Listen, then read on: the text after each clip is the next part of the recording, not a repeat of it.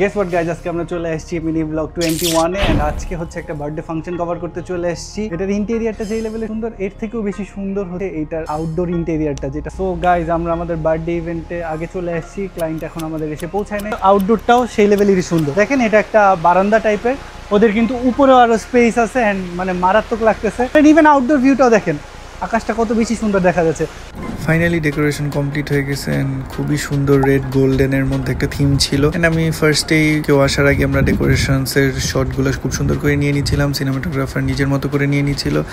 And আমার shot নেওয়ার পরে সিনেমাটোগ্রাফার আরও কিছু শট নিতেছিল and then we were waiting. Finally আমাদের ক্লায়েন্ট চলে আসে উইথ আ গর্জিয়াস ড্রেস। সবচেয়ে মজার বিষয় হচ্ছে আপুটা তার মেয়ের সাফরিনের যার বার্থডে তারা ম্যাচিং করে পরে আসছিল, বাট আনফর্চুনেটলি আমাদের বার্থডে গার্ল সাফরিন একটু ফার্স্টে আপসেট ছিল উইথ সাম ইস্যুস, বাট এর জন্য আমি ফার্স্টে আপুর যত ফ্রেন্ড সার্কেল আছে সবার সাথে ছবি নিয়ে নিতেছিলাম অ্যান্ড সিনেমেটিক শটও নিয়ে নিতেছিল একই সাথে।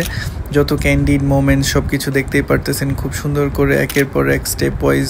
এক্সাইটেড ছিলাম যে কখন আমাদের বার্থডে গার্লের মুডটা একটু চিয়ার আপ হবে অ্যান্ড তারপরে আমরা তার শ্যুটটা শুরু করব। এর আগে আমরা আমাদের বাকি যত গ্রুপস অ্যান্ড অল সব কিছু নিয়ে নিতেছিলাম সুন্দর করে। অ্যান্ড জায়গাটা যেহেতু মিডিয়াম, এখানের মধ্যে যেভাবে শর্টস নেওয়া যায় আপুর ড্রেসটাকে ইউজ করে, আপুর টেইলটাকে ইউজ করে আমরা সবভাবে সুন্দর করে শর্টস নিয়ে নিই।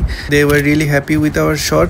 দেন আপু বলতেছিলাম আমি ফ্লাওয়ার বুকেটা নিয়ে কিছু ছবি তুলবো, তো we also did the shoot with the flower বুকে।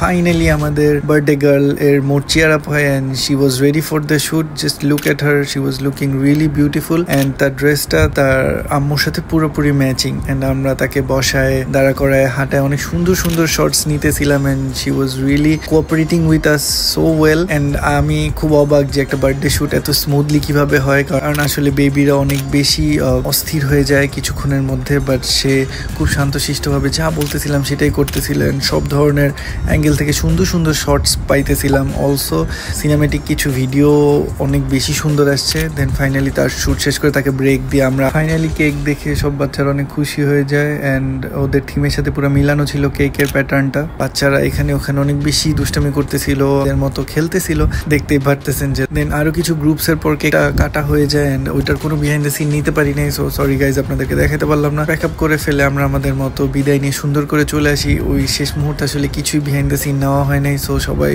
ভালো থাকবেন, আশা করি সবার ভালো লাগছে। সুস্থ থাকবেন, লাইক শেয়ার এন্ড সাবস্ক্রাইব।